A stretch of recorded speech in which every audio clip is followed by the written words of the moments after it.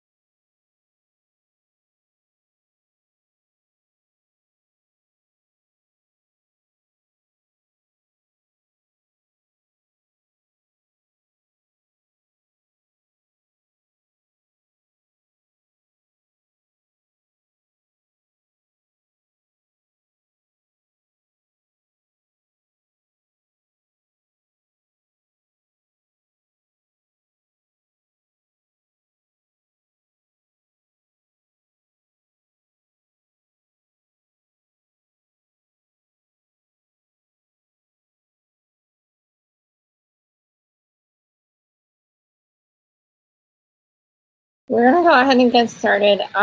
If you have any trouble hearing us, or if you can just let us know that you can hear us, please drop us a line in the chat box to let us know if audio is working correctly.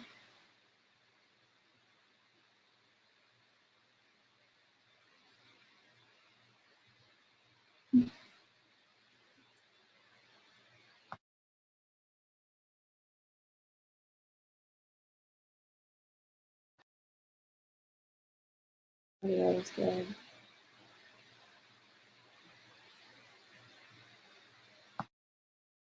Great. Okay, we're going to go ahead and get started. Welcome to Onlife Health webinar series presented in conjunction with HealthTrust Slice of Life program. We're your hosts, Olivia Rowe and Ashley Bennyfield. Olivia is from a small town of Pennsylvania just outside of Williamsport, the home of the Little League World Series. She graduated from Ithaca College in 2013 with a degree in television radio communications and a concentration in screenwriting. She worked as a writing assistant in Los Angeles before moving back to Pennsylvania, where she was employed as an editor at a local newspaper. She moved to Nashville in the summer of 2016 for a job with Pop Culture Media, an entertainment news website under CBS Interactive. Olivia recently joined Onlife Health as the manager of content and digital media. Just a few things about Olivia, a few fun facts. She loves going hiking while listening to podcasts and spends much of her time writing fiction and watching documentaries. Olivia considers herself a news junkie who's obsessed with pop culture trivia. Ashley is originally from Germantown, Tennessee, right outside of Memphis. In 2004, she graduated from the University of Tennessee at Knoxville with a bachelor's degree in dietetics, and then she went on to complete her dietetic internship at Vanderbilt University in 2005. She is a registered dietitian technician and has been at Onlife for a little over 13 years. Throughout her tenure at Onlife, Ashley has held several positions ranging from a health coach to a marketing and content writer. Ashley now serves as our content and digital media specialist. Just a few fun facts about Ashley. Onlife Health is the only place Ashley has worked after graduating college and completing her internship. She currently lives with her husband, Brad, and 6-year-old son, Cole, in Spring Hill, Tennessee. She loves working out, watching reality television, and all things Jason Aldean. And for those of you who don't know, Jason Aldean is a country music singer. So we're both new to this whole webinar thing, so we want to thank you in advance for your patience as we take on our first one. Yes, Ashley and I are very excited to be presenting this webinar. But as she mentioned, we're both new to this, so we appreciate both your patience and your feedback, and we really look forward to interacting with everyone today. So today we'll be breaking down our topic, the health effects of giving back. Before we dive into the presentation, just a couple of notes about the webinar itself.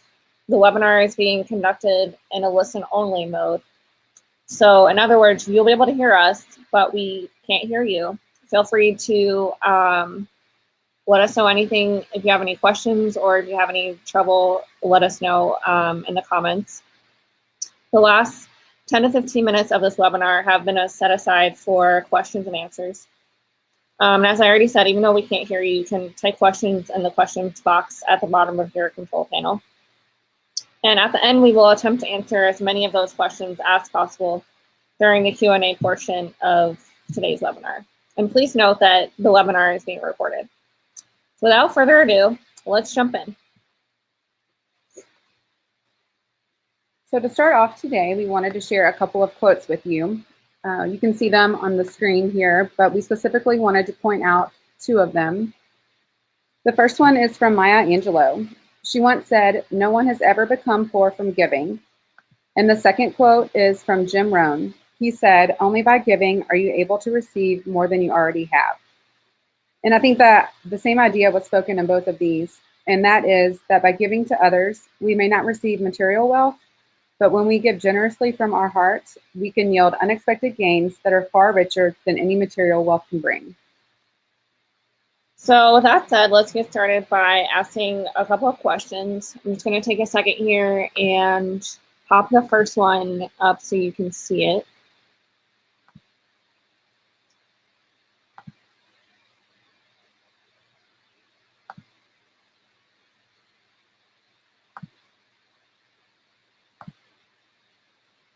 So the first question is, what benefits can you reap from giving back?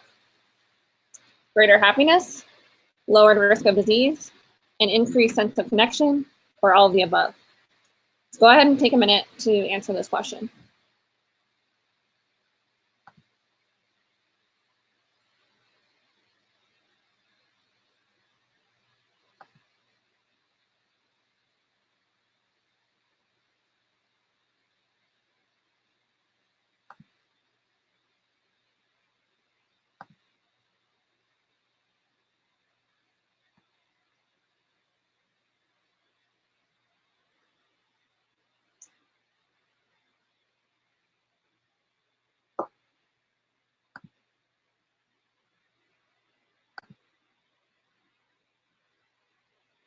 All right, so give yourself some snaps if you answered all of the above. Greater happiness, lowered risk of disease, and an increased sense of connection are all benefits we can gain from giving back. And we will touch on each of these benefits a little bit later in the presentation. So we're going to do another quick question, and it's true or false. Giving back can impact your emotional, mental, and physical health. So take a quick minute and pop your answer in there.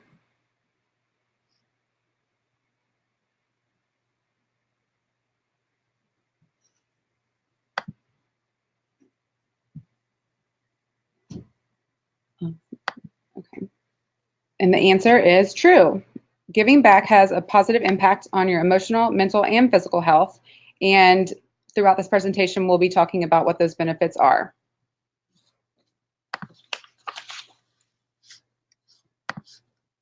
So as we've said, we're going to be talking about the effects of giving back as it relates to cognitive function, your mental and physical health, and other benefits. And then we'll identify simple ways you can get involved in your community and give back.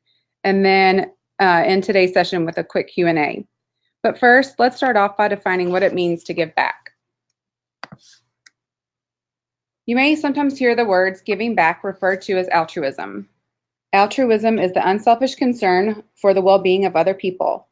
It's doing things simply out of the desire to help others, not because you feel obligated to do so. You may not realize it, but your everyday life is likely filled with small acts of altruism. From that guy at the grocery store who helps you get your groceries to the car in the rain, or that woman who gives $20 to a homeless man. No matter how big or small, giving back is easy to do. So let's start with cognitive function. A 2016 study analyzed the coexisting association between sense of purpose and cognitive factors of episodic memory, executive functioning, and cognitive functioning in adults. So let's break that down a little bit. So episodic memory is the collection of past personal experiences that occurred at a particular time or place. Executive functioning is controlled by the frontal lobe of your brain, and it involves important skills surrounding mental control and self-regulation. So things like managing your time and paying attention. So getting back to the study, these correlational analyses suggested that purpose in life was associated with higher scores of memory, executive functioning, and overall cognition in tests that were completed in adults between the ages of 32 and 84. And that same group found that having a purpose in life served younger people as well. When the team correlated teenagers' sense of purpose in life to different outcomes, they found that purpose predicted greater positive self-image, less delinquency, and easier transitioning to adulthood. A separate recent study of 10th graders found that students who spent an hour a week helping children after school programs over a 10-week period had lower levels of inflammation and cholesterol and a lower body mass index. Moving on to mental health, research found that those who gave their time to help others through the community and organizational involvement had greater self-esteem than those who did not. They also experienced a greater life satisfaction as well as a sense of purpose. Giving back has also been shown to lessen the risk and reduce the symptoms of depression and anxiety for mainly two reasons.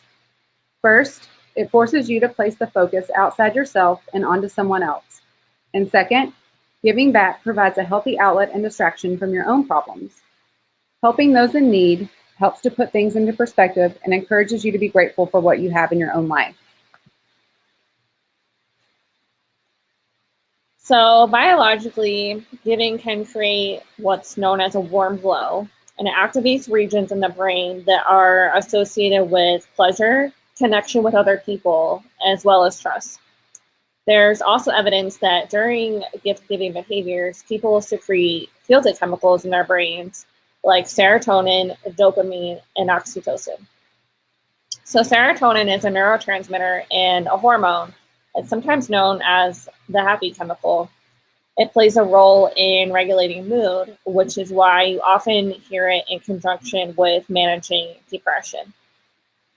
Dopamine is also a neurotransmitter.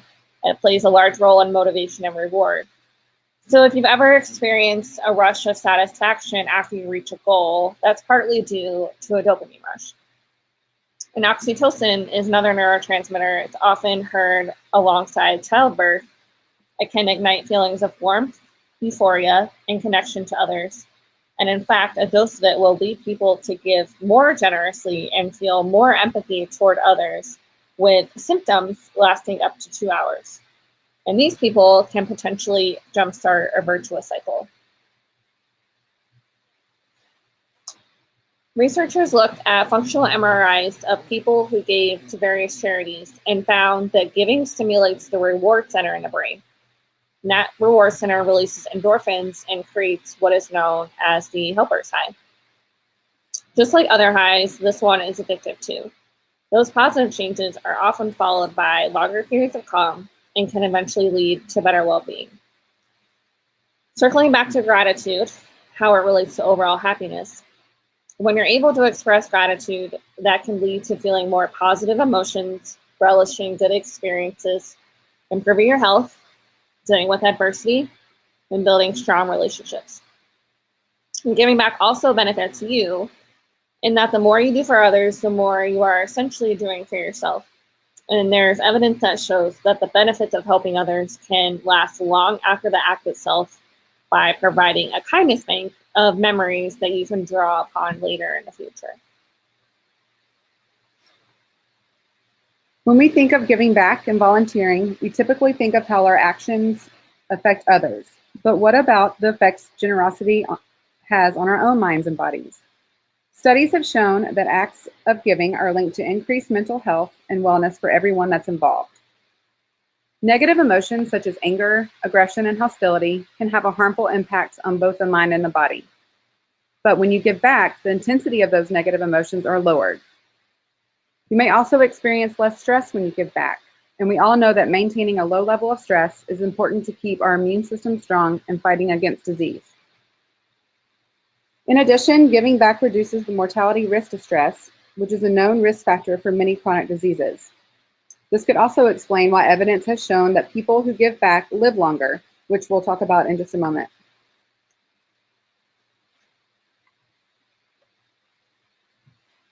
There is a wide range of research that has linked giving back to better physical health.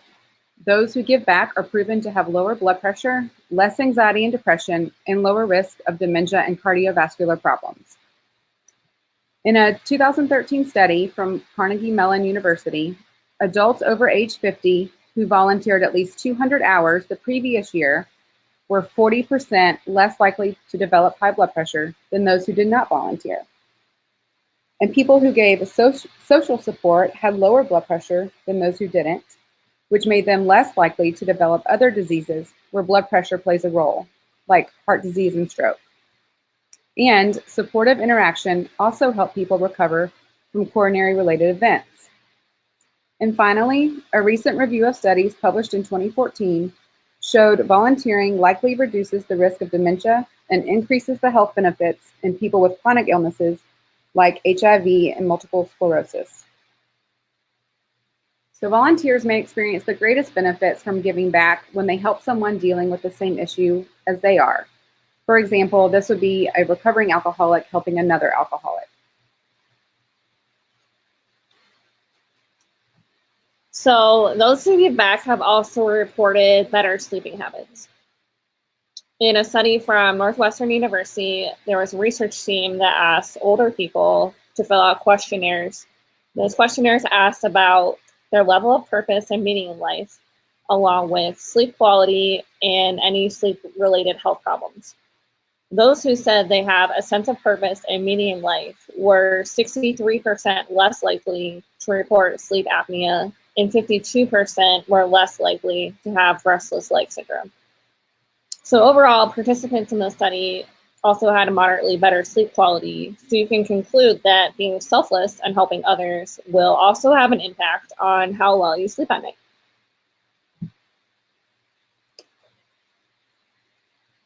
As I mentioned before, some studies have shown a correlation between giving back and an increased lifespan.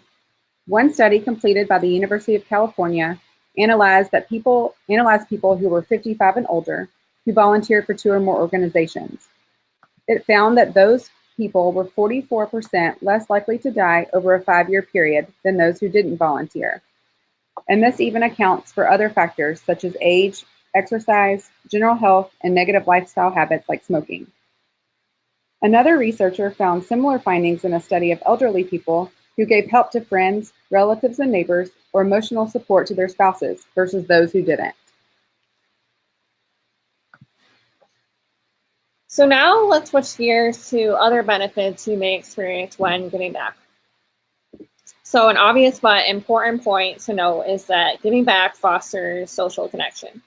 When you give, your generosity is likely to be rewarded by others down the line. So whether that's by the person you helped or someone else. These interactions promote a sense of trust and cooperation that strengthens our ties to others.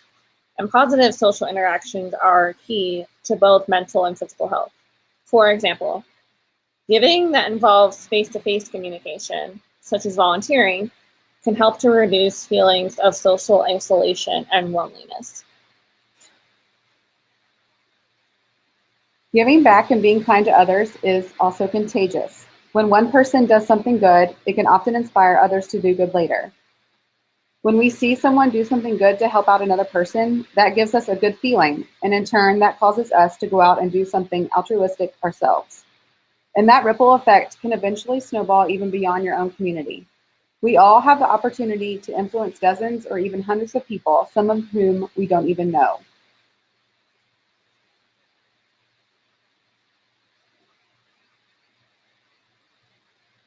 Now that you know about the health benefits of giving back, it's important to find the opportunity that best suits you. Giving back doesn't require any extensive experience or special skills. As Dr. Martin Luther King Jr. once said, everybody can be great because anybody can serve. You don't have to have a college degree to serve. You only need a heart full of grace, a soul generated by love. So now we wanted to ask another question. I'm just going to pop that in here.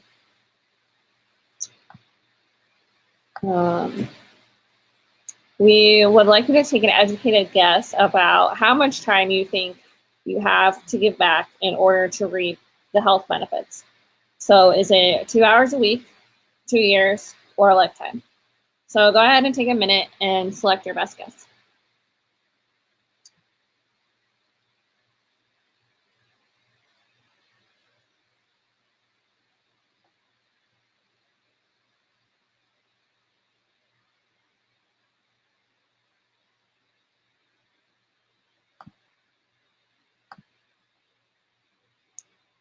Okay, so if you answered 2 hours a week, you are correct. So before you volunteer or give back to your community, there are some questions that you could ask yourself to help you figure out who or what it is you want to serve. The first one is, how much time can I commit? The gift of time is often more valuable to the receiver and more satisfying for the giver than the gift of money. While we may not all have a lot of money to give, we do all have time on our hands, and we can give some of this time to help others, whether that means we devote our lifetimes to service or just give a few hours each day or a few days each year. The second question you can ask yourself is, what am I passionate about? Your passion should be the foundation for your giving. It's not how much you give, but how much love you put into giving. So it's important to choose something that you feel strongly about. And finally, what talents or skills can I offer? Are you a handyman? If so, offer to help a neighbor with some household projects. If you're tech savvy, Help your friend spruce up the website for that business she just started. Whatever it is, you can find ways to integrate your interests and skills with the needs of others. Just set aside a few minutes and think about your options, and then find the best opportunity that aligns with your values. Okay, so now let's get into the ways you can get involved, because there are so many.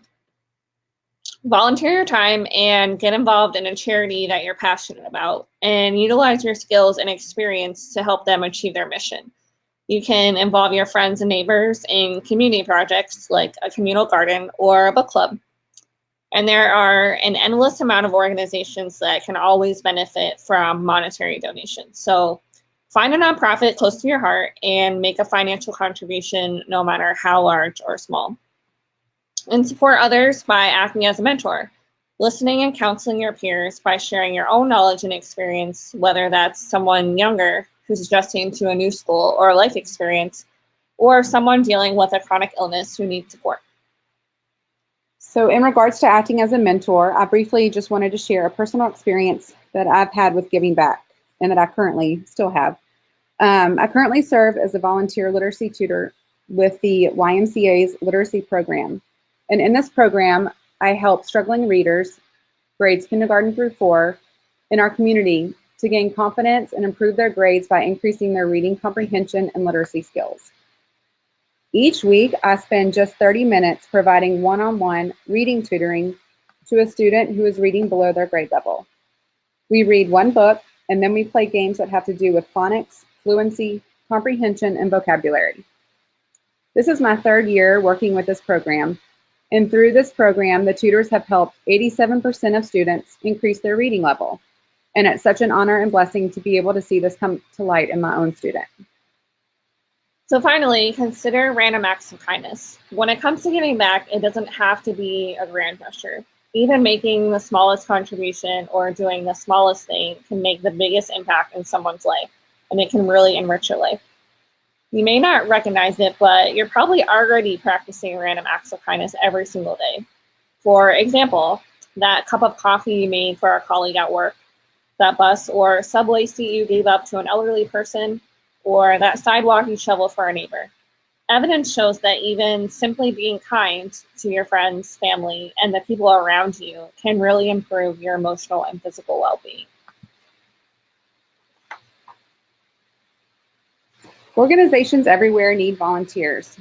We provided a list of just a few of them: animal rescue shelters, national parks, food pantries, local libraries, art museums, political campaigns, retirement homes, and organizations such as the American Red Cross, Habitat for Humanity, and the YMCA. So here are just some creative ways you can give back. Entertain the elderly. Visit a nursing home and spend some quality time with residents who would love a companion for reading, crafting, or simply just visiting. Lend a hand to little ones. From rocking newborns to simply adding to the hospital's inventory of art supplies and games, children's hospitals have many volunteer opportunities. Get kids hooked on books. Read to children or volunteer as a mentor or tutor, like Ashley, to help spark a child's inner bookworm. Check with your local library, nurseries, schools, and organizations such as United Way that connect volunteer readers with kids in need of a read. Walk your talk. Check websites such as Run for Charity for local races, and then walk or run for a good cause, or even volunteer at the water station. Lend your pup. Again, check with local children's hospitals or nursing homes and hospice programs in your area regarding dog-assisted therapy programs. Give the gift of life.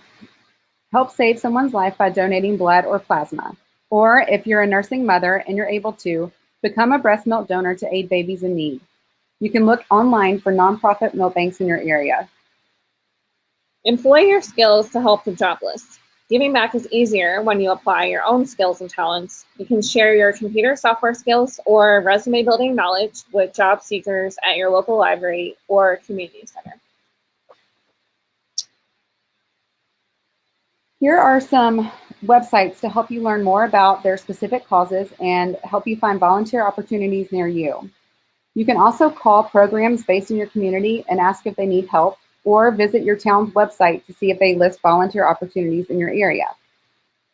So for your reference, we've made this information available in a handout, and you can access it in the control panel and download it from there. And if you have any trouble accessing it, feel free to email Olivia.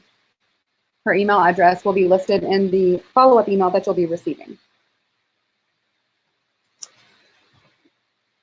So in summary, you've learned that there are many reasons and ways to volunteer and give back. It's good for others and it's good for you. It's a win-win situation. You feel good because you're helping others, and others feel good because they're getting the help.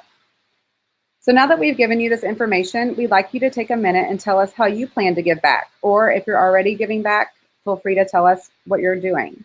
Just type it in the chat box so that we can see it there.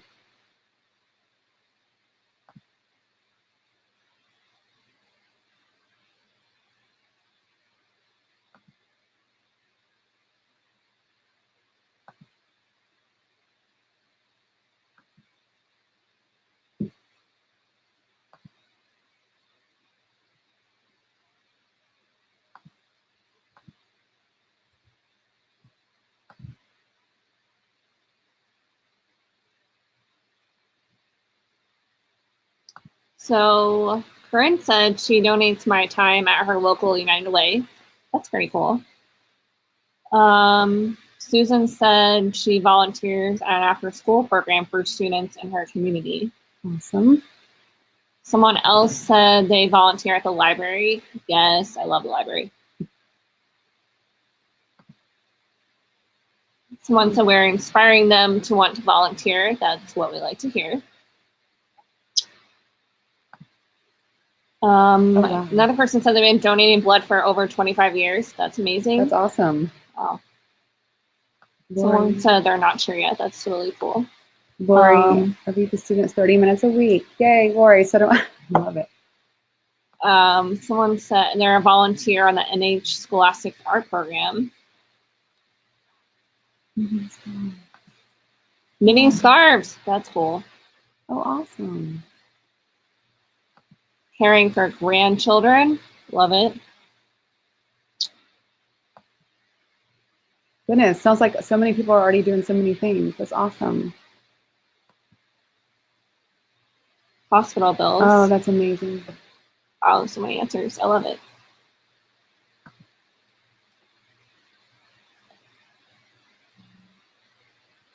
So I'll actually tell you something. My girlfriend was having problems paying for her electric bill, and I actually paid the minimum fee to have it turned back on. So that made me feel better. And just knowing that I could help her figure out how to handle that situation. So yeah. Donate blood 30 times. Wow. Oh, someone said it's Random Acts of Kindness month at work, and they started picking up tea and leaving little stuffed animals on their desks and daffodils. That's really sweet. Yeah, we did something like that I think it was last year or the year before, where we had sentences that we printed out and randomly put them on people's desks. Like it would say, "You are wow, out of a scale of 1 to 10, you're an 11," or something like that, just to inspire them. More longtime blood donors. That's so good. I love this.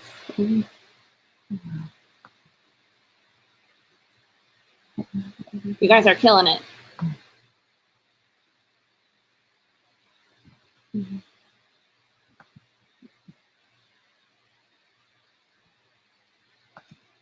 We just want to say thank you to everyone for volunteering their time, and if you don't mention it, just know that you're appreciated. Helping an elderly neighbor, Mary. Awesome. Snow blower, awesome. We don't have much snow around here. Yeah, sadly. That's awesome.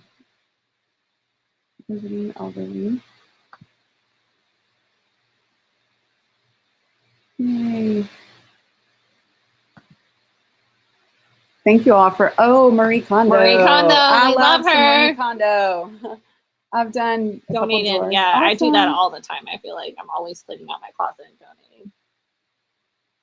I donate to the ARC. They come to your house and pick it up. Oh, it's awesome. You can go online to schedule a pickup. I should do that because I still have bags in my car and then I need to take somewhere. High school coaching. Awesome. All right, Wow. these are all so good. Volunteer at the Boston Marathon. Same. So thank you all for telling us about your experiences. So that ends the webinar for today. So we have a little bit of time left for questions and answers if anyone has any questions. Yeah, if anyone has any questions about the material that we talked about, feel free to drop it in and we will do our best to answer it.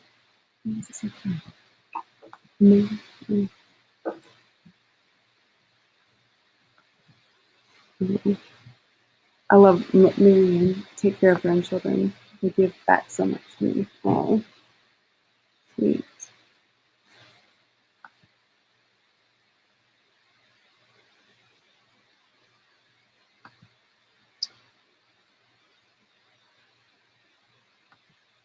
Are there any questions?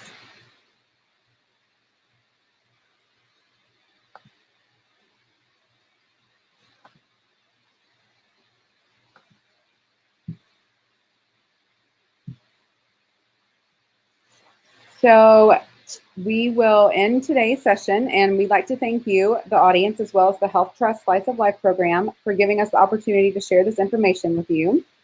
And stay tuned for our next webinar, which will be on Wednesday, May the 15th, for our conversation on stress management. Thanks for tuning in, and we look forward to interacting with you and talking to you next time. And don't forget, if you have any questions about the document to download, feel free to email us. Yeah, or if you have any other questions, if you can't think of anything today, but something pops in your head later, feel free to send me an email and I will get back to you ASAP. Have a wonderful day.